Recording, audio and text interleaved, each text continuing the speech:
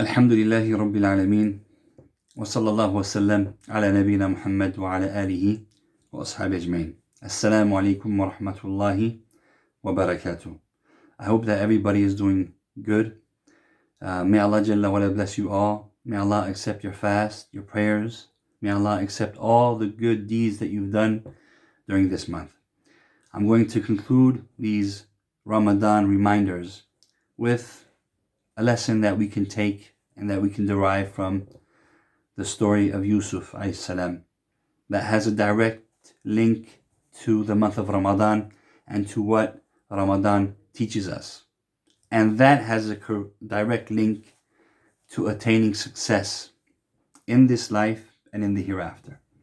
So Allah Jalla wa ala says, لَقَدْ كَانَ فِي يُوسُفَ وَإِخْوَتِهِ آيَاتٌ لِلسَّائِلِينَ. That indeed in the story of Yusuf and his brothers, there are lessons for those who ask. So this story has many, many lessons. And the purpose of this video, of this reminder, is not to go through the story of Yusuf. If you want to go through the story of Yusuf, then read Surah Al-Yusuf and inshallah you will know the story of Yusuf alayhi salam. I just want to reflect upon a verse at the end of Surah Yusuf. So when Yusuf, he went through everything that he went through. His brothers plotted to kill him, thrown into a well, sold as a slave. And after there was the trial with the wife of his master, Al-Aziz. Then he was put in prison a number of years. Then after he was entrusted by the king of Egypt to be in charge of the storehouse, in charge of the finances. So he went through, so obviously I just summarized, the whole story in not even 10 seconds, but so he went through all these stages. But Allah Jalla wa ala, throughout the surah, you will see that Allah Jalla wa ala has blessed them with iman, and blessed them with wisdom, and blessed them with many blessings, until the end that he blessed them with authority on earth. So he blessed them with blessings that are spiritual, and he blessed them with blessings that are related to the worldly life. And all these blessings that Allah Jalla wa ala gave him, all these favors, it was because of two things. It was because of two things. The cause of that was two things. So at the end of the story, when the brothers of Yusuf, they recognize Yusuf, they say, قَالُوا أَإِنَّكَ لَيُوسُف قَالُوا لَإِنَّكَ لَأَنْتَ يُوسُف. They say, you indeed are Yusuf. قَالَ أَنَا يُوسُف وَهَذَا أَخِي. Yes, I am Yusuf, and this is my little brother. قَدْ مَنَّ اللَّهُ عَلَيْنَا.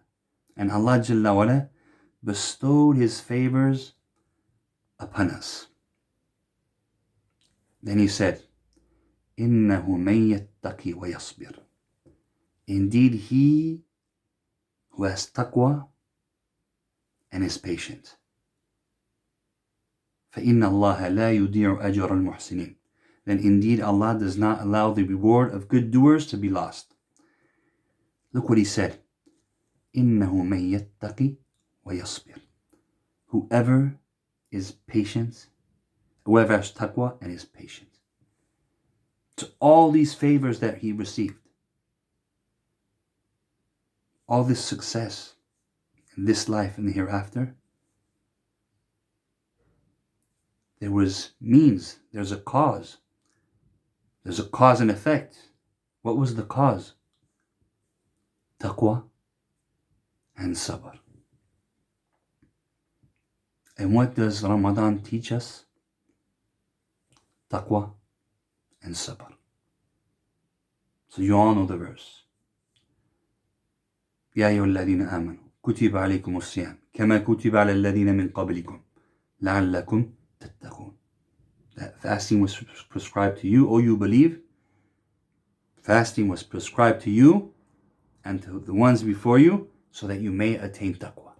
That's amongst the teachings, and that's amongst the goals of what? Of Ramadan, is that you attain taqwa. And we see that taqwa is what? Is that you obey Allah. You obey His commands, hoping for His reward, hoping for His pleasure. And that's, you stay away from what is haram. You stay away from sin. You refrain from doing it by fear of His punishment, by fear of His wrath. So that's taqwa. That's what Ramadan teaches us. And that is what normally every Muslim who followed the plan, who followed the month correctly, who worshipped Allah in the best of ways, who worshipped Allah accordingly, rightly,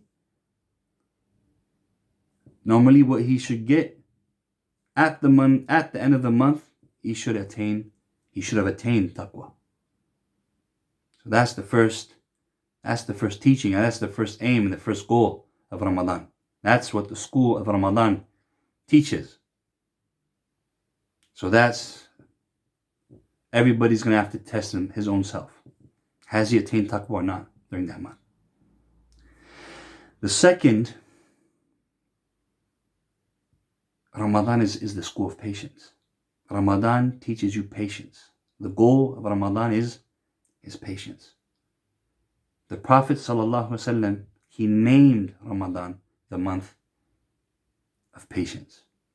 And patience is being patient in the obedience of Allah. Like we fast long hours. It's not easy. You have to be patient. But that's sabr, to be patient in the what? In the obedience of Allah. Patience also is to be patient to not commit sin. So you have shaitan that comes and suggests sins. He whispers. You have to be patient to not obey him. The nafs, ammaratun bisu, the nafs, that the inner self that commands you to do evil. You have to be patient to not do it. That's the second type of patience. The third type of patience is that you're patient on what Allah Jalla wa'ala has decreed for you.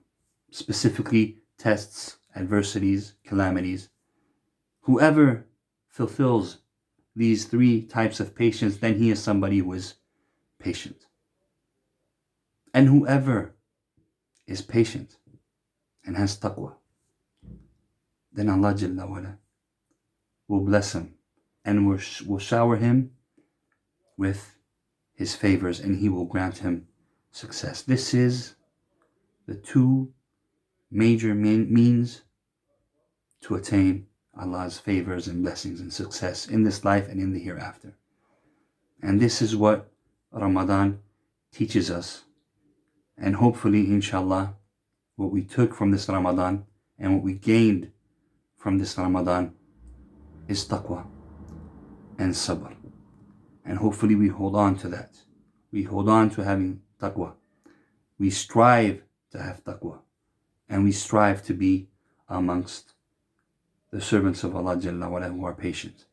Allah Jalla wa'ala says, إِنَّمَا يُوَفَّى الصَّابِرُونَ أَجْرَهُمْ بِغَيْرِ حِسَابٍ. That those who are patient, Allah Jalla wa'ala will reward them without limit. Without limit. Subhanallah. The reward of the patient, of people who are patient, is so great. And how many verses in the Quran where Allah Jalla wa'ala mentions Al-Jannah and mentions the characteristics of Al-Jannah. And then He says, أُعِدَّتْ لِلْمُتَّقِينَ, that this Jannah was made, was prepared, was created. For who? For the muttaqeen, for those who had at-taqwa. So this is success, and this is how we will attain success in this life, but especially in the hereafter. May Allah Jalla wa'ala grant us the reward of our fast, of our prayer, of all the actions of good that we've done. And may Allah Jalla wa'ala grant us with this huge blessing of taqwa and and of sabr, of patience. May Allah Jalla wa ala bless you all. Wassalamu alaikum wa rahmatullahi wa barakatuh.